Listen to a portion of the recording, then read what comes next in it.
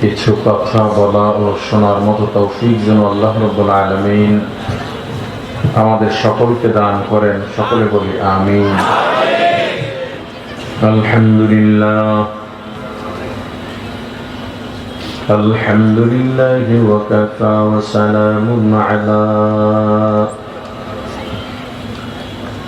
وسلام على عباده الذين اصطفى أما بعد فأعوذ بالله من الشيطان الرجيم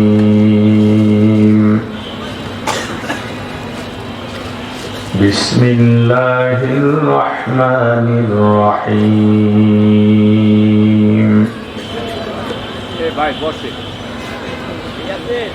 إنما المؤمنون الذين إذا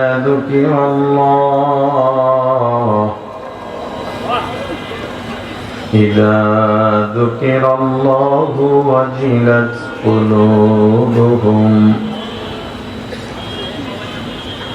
وإذا تليت عليهم آياته زادتهم إيمانا وهم يتوكلون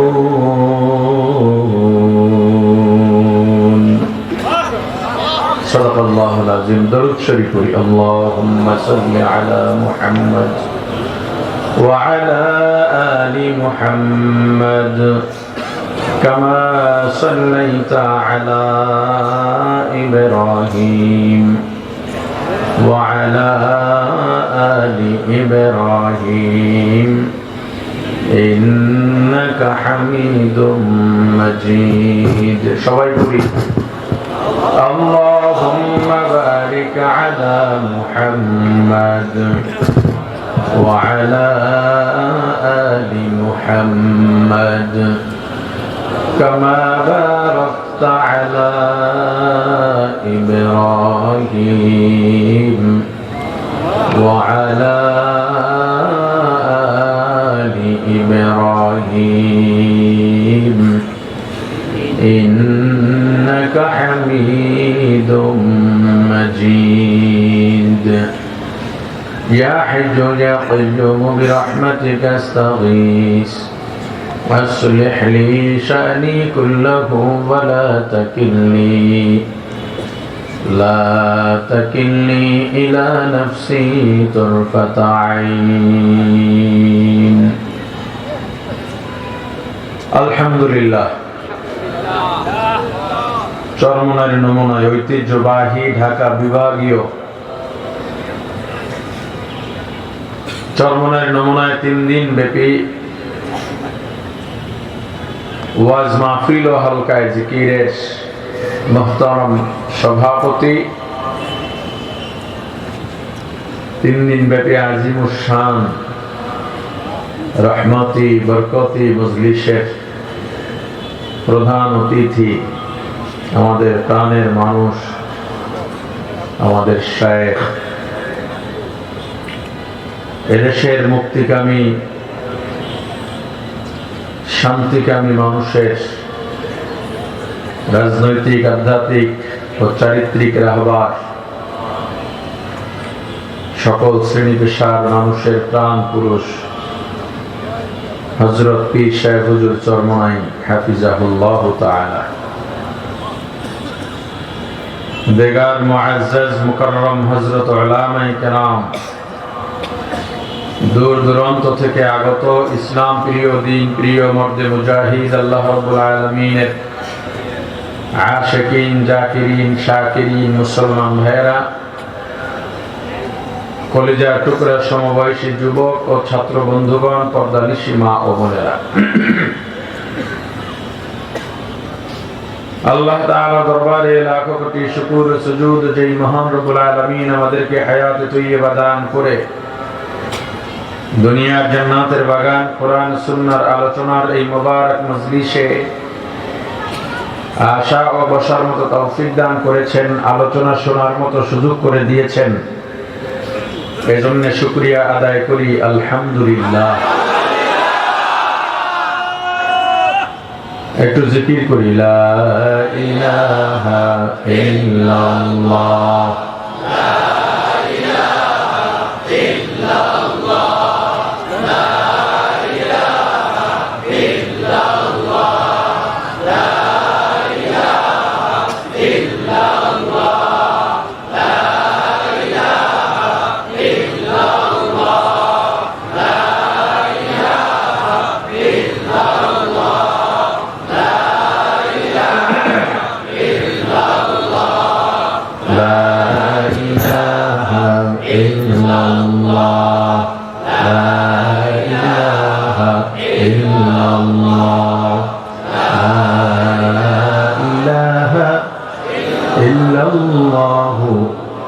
মুহাম্মাদুর রাসূলুল্লাহ।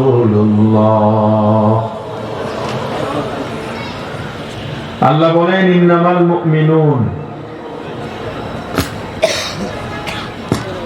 নিশ্চয়ই মুমিন তো তারা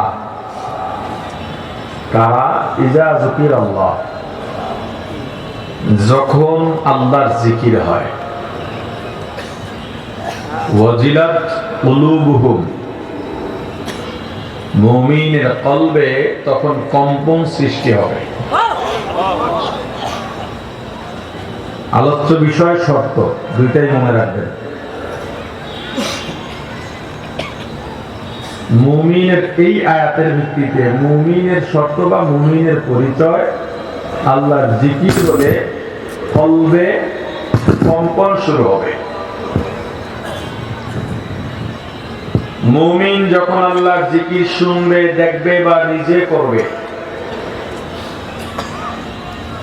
তখন তার ভিতরে একটা উথাল পাথাল দুনিয়া বিষয়ে একটা উদাস ভাব চলে আসবে। তার জেহেন, তার মেধা, তার অন্তর কিছু একটা খুঁজে বেড়াবে। মুফাসসিরিনে কেরাম এই কম্পনকে মূলত আল্লাহ তাআলার ভালোবাসার কথা বলেছেন। আল্লাহর জিকির হলে মুমিনের কলবে আল্লাহর মুহাব্বত বাড়বে। জিকির মানে স্মরণ করা। জিকির অর্থ কি? স্মরণ করা। এখানে যেহেতু আল্লাহ স্মরণ বলেছেন, কার স্মরণ? জোরে বলেন না। আল্লাহর স্মরণ। এই আল্লাহর স্মরণ দুই ভাবে হয়। কয় ভাবে? একটা হলো লিসানি বা জবানি, আর একটা হলো ফেলি বা আমলি। জবানের মাধ্যমে অন্তরের জিকির তো থাকবেই। অন্তরে যেটা থাকে মানুষের কথা এবং কাজে সেটাই বের হয়। কথা বলেন। কথা জিজ্ঞেস করলে কি এমন করে কার? কিন্তু ভাই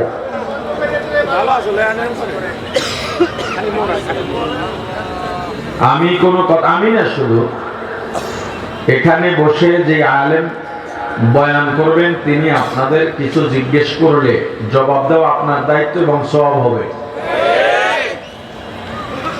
আমি বলছি দুর্বল হই, শক্তিশালী হই, আমলদার হই, বেআমলদার হই, আমি আলেম, ছোট হই, বড় হই, এতে সন্দেহ নাই। আলেম যেটাকে বলে আলেম, আলেম অনেক আছেন এখানে। হায়, তো আলেম যখন কথা বলবে আপনি আলেমের কথার গুরুত্ব দেবেন, এটা আপনার কাজ। আচ্ছা আমাকে বলেন তো, রাসূল করিম সাল্লাল্লাহু আলাইহি ওয়াসাল্লামের উপরে আল্লাহ যে জিম্মাদারি দিয়েছিলেন, এই জিম্মার ওজন কেমন বলতে পারবেন? কম না বেশি? ওই জিম্মাদারি হালকা না ওজনদার? ধরে কেমন ওজন? এখন যে পৃথিবী আছে, 7 জমিন 7 আসমান সহ এরকম কয়েকশো কয়েক হাজার কোটি দুনিয়া যদি এক পাল্লায় দেওয়া হয়, আল্লাহ রাসূলের জিম্মাদারির পাল্লা হালকা করা যাবে না। আল্লাহ রাসূল আছেন না ইন্তেকাল করেছেন?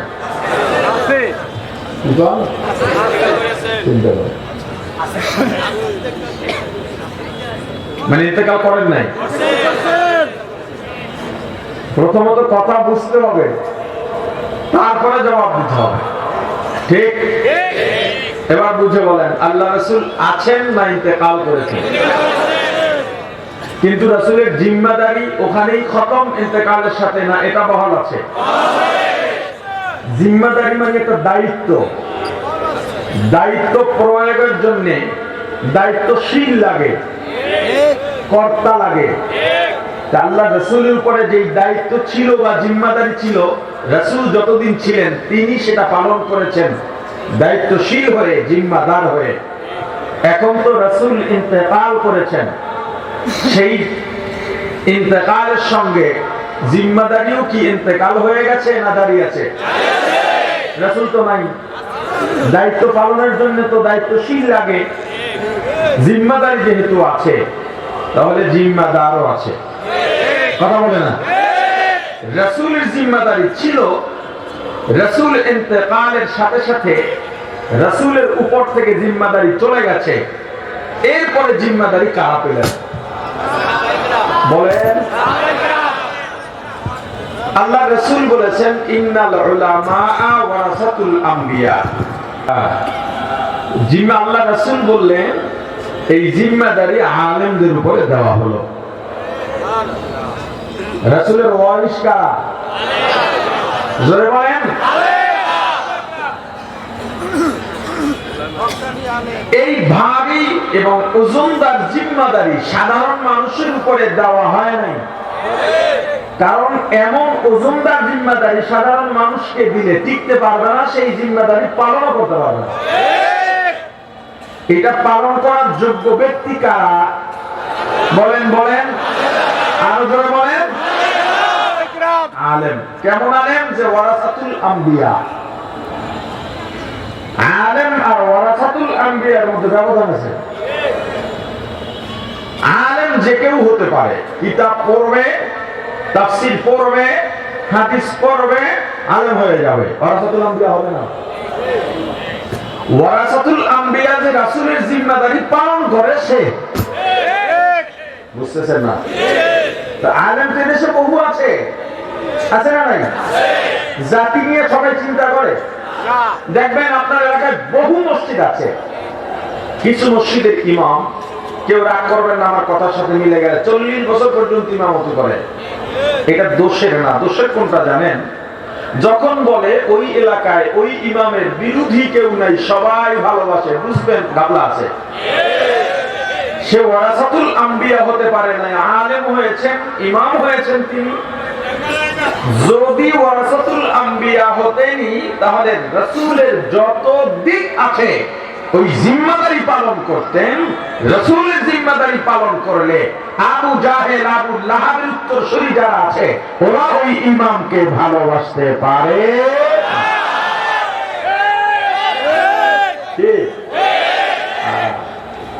আবার দেখবেন অনেক ইমাম আছে কোনো ঝামেলা নাই, কিছু ইমাম আছে মসজিদে গিয়া কি করে, যুবকদের ডাকে, ভাই কোরআন শেখো, মুরব্বীদের সাথে কোরআন শিখায়। এলাকায় বলে না এটা জায়েজ নাই, ওইটা জায়েজ নাই। আর 10 জন ইমাম কয়, তুমি একাই আলেম হইছো, আমরা কিছু বুঝি না, আমরা পারি না। না পারো না কেন? সবাই ওয়ারাসাতুল আম্বিয়া হয় না।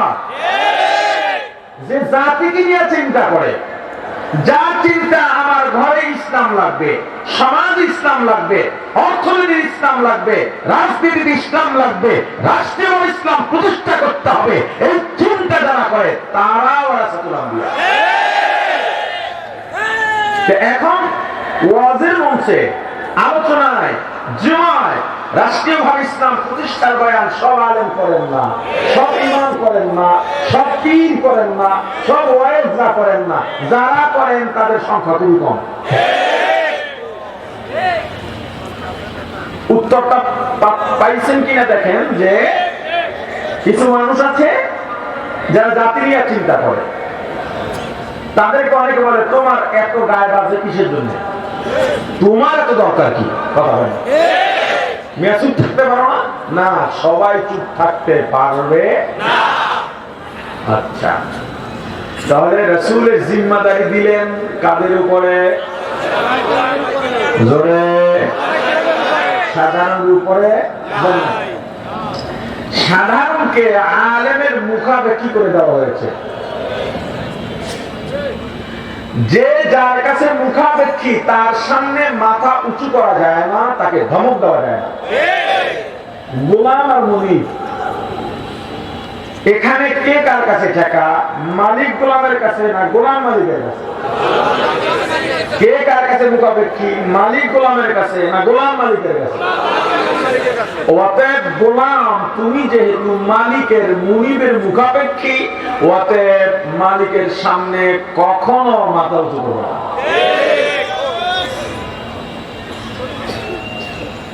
ছাত্র শিক্ষক কে কার কাছে মুখাপেক্ষী? বলেন না। অতএব ছাত্র যার থেকে শিক্ষা নেওয়া, তার সঙ্গে বেয়াদবি করা যাবে না। বাবা সন্তান কে কার কাছে মুখাপেক্ষী? বলে না। তো সন্তান বাবার সঙ্গে দুর্ব্যবহার করা যাবে না। মাথা নত করে থাকো। আল্লাহ মাবুদ আর আবেদ, আল্লাহ আর বান্দা কে কার কাছে মুখাপেক্ষী? কথা কয় না। অতএব বান্দা আল্লাহর সামনে সবসময় বিনয়ী থাকো। আল্লাহ তো দেখি না। যখন নামাজে দাঁড়াও, যখন জিকিরে বসো, ইস্তেগফারে বসো, তেলাওয়াত করো, দুনিয়ায় চলো, সবসময় ভদ্রতা প্রকাশ পাবে। শুধুমাত্র আমার মুনিব, আমার মাহবুবের বিরুদ্ধে কেউ কিছু বললে, আমার মাহবুবের বিধানের বিরুদ্ধে কেউ কিছু বললে, আমার মাহবুবের নাজিলকৃত কিতাবের বিরুদ্ধে কেউ কিছু বললে, আমার মাহবুবের প্রেরিত রাসূলের বিরুদ্ধে কেউ কিছু বললে, তখন আর আবেদ মাথা নত করে থাকবে না, বুক টান করে সামনে এগিয়ে যাবে। রক্ত দিতে হলে রক্ত দেবে, জীবন দিতে হলে জীবন দেবে, জেলে যাওয়া লাগলে যাবে, রিমান্ডে যাওয়া লাগলে যাবে, তবুও মাহবুবের অবমাননা হতে দেবে না।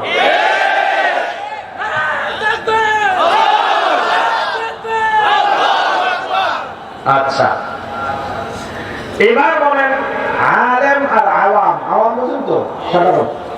আলেম আর আওয়াম কে কার কাছে মুখাপেক্ষী? জোরে। অতএব আওয়াম আলেমের সামনে তোমার ভদ্রভাবে নম্র ভাষায় কথা বলতে হবে। কিন্তু একটা আশ্চর্য ব্যাপার, আপনি অসুস্থ, ডাক্তারের কাছে গিয়েছেন, ডাক্তার আপনাকে প্রেসক্রিপশন লিখে দিলেন, আপনি কোনদিন বলেছেন এই ডাক্তার এই ওষুধ কেন লিখছো? কথা বলে না। আপনি কি করলেন? প্রেসক্রিপশন নিয়ে সোজা ফার্মেসিতে চলে গেলেন। ফার্মেসিওয়ালা দেখো কোন ওষুধ কতদিনের দিছে, এটা 7 দিন, এটা 2 সপ্তাহ, এটা 21 দিন, এটা 1 মাস, বলে ফুল কোর্স দাও। ওষুধ নিয়ে খাইলেন কেন? আপনি রোগী। ডাক্তার যে ওষুধ দিছে, আমার রোগ ভালো করতে হলে এই ওষুধের বাইরে যাওয়ার সুযোগ, জোরে বলেন সুযোগ। 1 মাস ওষুধ খাইলেন, ভালো হন নাই। ভালো কেন হইলেন না? এজন্য যেই ডাক্তার প্রেসক্রিপশন দিয়েছে তাকে কোনোদিন কেউ মারতে গেছেন? ওই ফার্মেসিওয়ালাকে মারতে গেছেন? কি করলেন? আর এক ডাক্তারের কাছে গেছেন। কেন? আপনি রোগী, আপনার রোগ ভালো হতে হবে। কথা বলেন, রোগ কি হতে হবে? ভালো হতে হবে। আর এক ডাক্তারের কাছে গেছেন, উনি আগের প্রেসক্রিপশন দেখতে চাইলেন, আপনি দেখালেন, উনি আগের কিছু ওষুধ রাখলেন, কিছু ওষুধ কেটে নতুন ওষুধ দিলেন। আপনি কি তখনও বলেছেন ওই মিয়া তুমি ওষুধ কাটলা কেন আর নতুন দিলা কেন? বলছেন? বরং আপনি এবারও ওই আগের কাজই করলেন, ফার্মেসিতে গেলেন, ওষুধ নিলেন, খাইলেন। আপনি ডাক্তারের ভুল ধরলেন। বিল্ডিং উঠাবেন, ইঞ্জিনিয়ারের দ্বারস্থ হলেন, ইঞ্জিনিয়ার সয়েল টেস্ট করলেন, সার্ভে, ডিজিটাল সার্ভে আপনার জমি মাপলেন, এরপর একটা ডিজাইন দাঁড় করালেন, ফাইনালি আপনাকে লেআউট দিলেন। আপনি রাজমিস্ত্রি ডেকে বললেন এই ডিজাইনে যেখানে যা আছে এইভাবে কাজ করো। এই পিলারে 10টা রড, বারান্দার পিলারে 8টা রড, এত সুতি, বেসমেন্টে এত ফিট লাগবে, এতগুলো বালু সিমেন্ট লাগবে, সব মেজারমেন্ট দেওয়া আছে। রাজমিস্ত্রি যদি বলেন এত রড লাগে, একটা কমাই দিই, তোর মতো রাজমিস্ত্রি লাগবে না, ইঞ্জিনিয়ারের কথার বাইরে যাওয়া যাবে না। আপনি ইঞ্জিনিয়ারের বিরুদ্ধে বললেন না, ডাক্তারের বিরুদ্ধে বললেন না, যা বললো চুপচাপ শুনলেন। কেন? ডাক্তারের ভুল ধরলেন না কেন? আপনি নিজে ডাক্তার না। কথা বললেন, আপনি নিজে কি না? ইঞ্জিনিয়ারের ভুল ধরলেন না কেন? আপনি নিজে ইঞ্জিনিয়ার না। কিন্তু আজব কাণ্ড, আপনি কোরআন জানেন না, হাদিস জানেন না, মাসআলা জানেন না, ফতোয়া জানেন না, কেরাত জানেন না, সূরা জানেন না, বিধান জানেন না, শরিয়া জানেন না, সুন্নাত জানেন না, এমনকি আমার রাসূলের জীবনীটাও জানেন না। আপনি জাননেওয়ালা আলেমকে গিয়া, ইমাম সাহেবকে গিয়া ধমক দেন, আলেমের ভুল ধরেন। আপনি ডাক্তারের ওষুধ চুপচাপ খাইলেন, ইঞ্জিনিয়ারের ডিজাইন ঠিক মতো ফলো করলেন, আলেমের কথা মানলেন না, বরং ভুল ধরলেন, অথচ আপনি আলেম। কারণ হলো জাতির প্রতি আলেমের প্রচন্ড মায়া। এই জন্য আলেমের এই মায়াকে আপনি দুর্বলতা ভেবে নিয়েছেন। আমার রাসূলের জাতির প্রতি, উম্মার প্রতি এত মায়া, সব নবী রাসূল ইন্তেকালের পরে আসমানে গিয়েছেন, আমার রাসূল যান নাই। আমার রাসূলকে তায়েফে এত কষ্ট দেওয়া হয়েছে, এত বেশি রক্তাক্ত করা হয়েছে, সব পশু পাখি, আসমানের সমস্ত ফেরেশতারা কেঁদেছেন। আসমানের সকল ফেরেশতা জীবনে 2 বার কেঁদেছে। কয়বার? 1 বার কেঁদেছে পয়গম্বর ইব্রাহিম নিজের সন্তান আরেক পয়গম্বর ইসমাঈলকে যখন মিনায় ছুরির তলে দিয়েছে, তখন আসমানের সব ফেরেশতারা কেঁদেছিল যে আল্লাহ আপনি এবার কবুল করেন, ইসমাঈলকে বাঁচায় দেন। দ্বিতীয়বার কেঁদেছি আমার রাসূলকে যখন তায়েফে স্মরণকালের শ্রেষ্ঠ যন্ত্রণা দেওয়া হয়েছে, অত্যাচার করা হয়েছে, পাথর মারা হয়েছে। আমার রাসূলের পৃথিবীর শ্রেষ্ঠ সুন্দর দেহ মোবারকে এক একটা পাথর পড়েছে, সঙ্গে সঙ্গে শরীরের চামড়া ফুটো হয়ে ফিনকি দিয়ে রক্ত বের হয়ে গেছে। আমার রাসূল এত বেশি ক্লান্ত হয়েছিলেন সেদিন। হযরত যায়েদ রাদিয়াল্লাহু তাআলা আনহু ছিলেন আল্লাহর রাসূলের আযাদকৃত গোলাম। তায়েফে আমার রাসূল দেখেন, ওই যে আগে বলছিলাম, তোমার এত দরকার কি? যারা ওয়ারাসাতুল আম্বিয়া তার দরকার কেন? আমার রাসূল তায়েফে যাওয়ার দরকারটা কি ছিল? তার তো সামনের পিছনে সব গুনাহ। আরে কথা বলেন, মক্কা থেকে তায়েফের দূরত্ব 70 থেকে 80 কিলো, 6000 ফিট উঁচা। মক্কা থেকে পুরাটা উঁচা। এখন তো যানবাহন যায়, 4 গাড়ি হলে মোটামুটি তাই না ওঠা যায়, অনেক গাড়ি হিল হয়ে যায়, উঁচা তো উঁচায় যাইতে হয়। এরকম রাস্তা ছিল, গাড়ি ছিল। আমার রাসূলের দরকার কেন? তার তো সামনের পিছনে সব গুনাহ মাফ। এখানে যেই উত্তর আপনি দিবেন, যেই আলেমরা কথা বলেন, জাতির চিন্তা করেন, তাদের ক্ষেত্রে ওই একই উত্তর, কারণ তারা ওয়ারাসাতুল আম্বিয়া।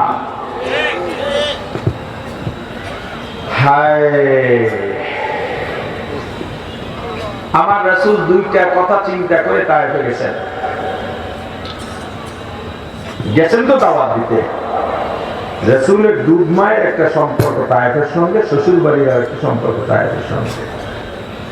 আমার রাসূল ভেবেছেন, এখানে যে আত্মীয়, আমি যদি এখানে দ্বীনের দাওয়াত দিই তাহলে তারা একেবারে আমাকে ফালাইয়া দেবে না।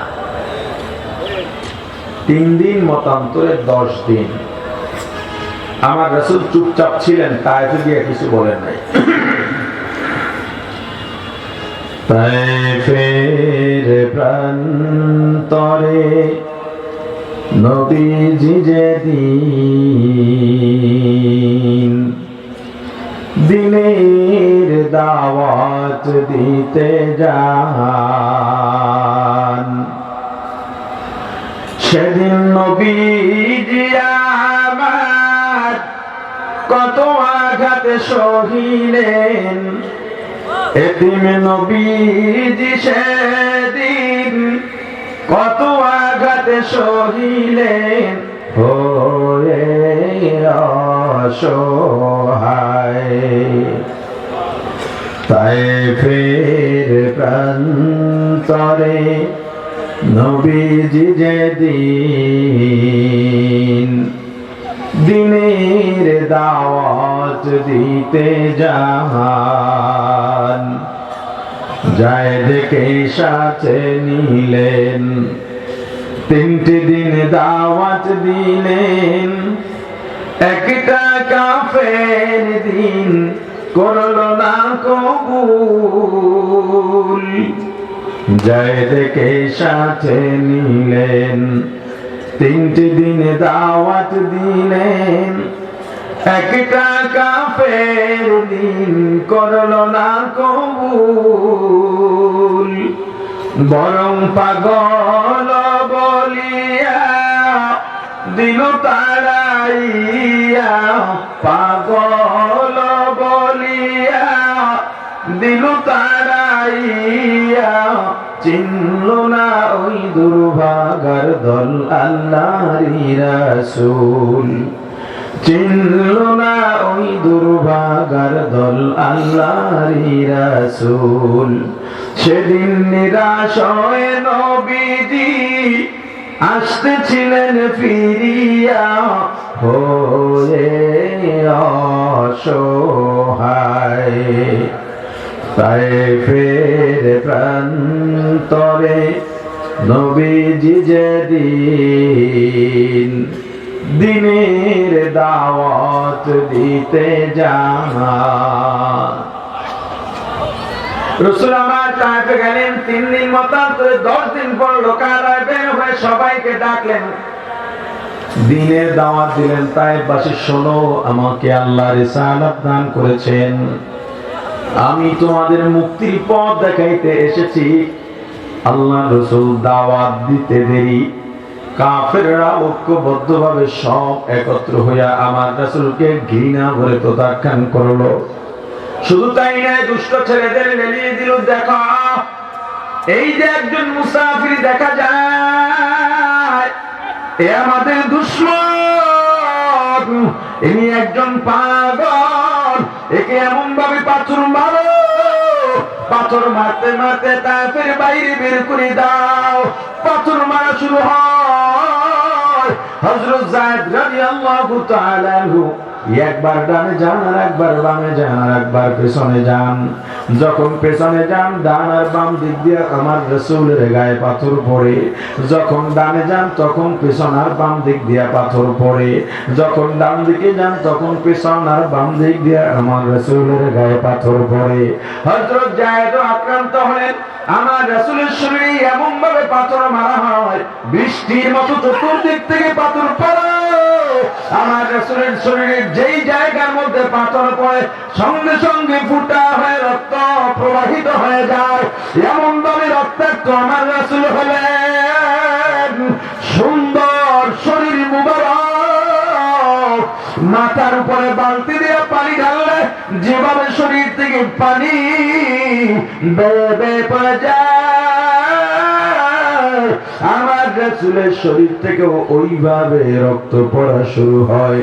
রক্ত বাইয়া বাইয়া পড়তে পড়তে আমার রাসূলের পায়ের সঙ্গে জুতা, রক্ত জমাট হয়ে পায়ের সঙ্গে জুতা আটকে যায়। আমার রাসূল দুর্বল হয়ে গেলেন, হাঁটতে পারেন না। কাফেররা দ্রুত বের করার জন্য পেছন থেকে আমার রাসূলকে ধাক্কা দিয়া বলে, দ্রুত হেঁটে বের হয়ে যাও। আমার রাসূল এতটা দুর্বল, ওই ধাক্কা সহ্য করতে না পারে পিছন থেকে ধাক্কা দেওয়ার সঙ্গে সঙ্গে আমার রাসূল উপর হয়ে জমিনের মধ্যে পড়ে যান। আবার কোন মতে আমার রাসূল ওঠার চেষ্টা করেন, সোজা হয়ে দাঁড়াতে পারেন না, আবার ধাক্কা দিয়ে ফেলে দেন। ও মুমিন, আমার রাসূলের উম্মত, আমার রাসূলের ওই দৃশ্যটা তুমি কল্পনা করার চেষ্টা করো। আমার রাসূলের অবস্থা ওই সময় কি হয়েছিল, আমার রাসূল কতটা কষ্ট পেয়েছিলেন। আর তুমি আলেম দাবি করো, যে আলেম জাতি নিয়ে ভাবে তুমি তাকে ফতোয়া দাও আমি রাজনীতি করি না। রাজনীতি করি না এক কথা, আর যারা ভাই রাজনীতি পছন্দ করি কথা না। একজনে নামাজ পড়ে না এক কথা, আর একজনে যদি বলে নামাজ পছন্দ করি না, জান্নাতের একেবারে চৌরাস্তায় গিয়ে দাঁড়াইবে। হ্যাঁ, জান্নাতুল ফেরদাউস তো তার জন্যই নাকি?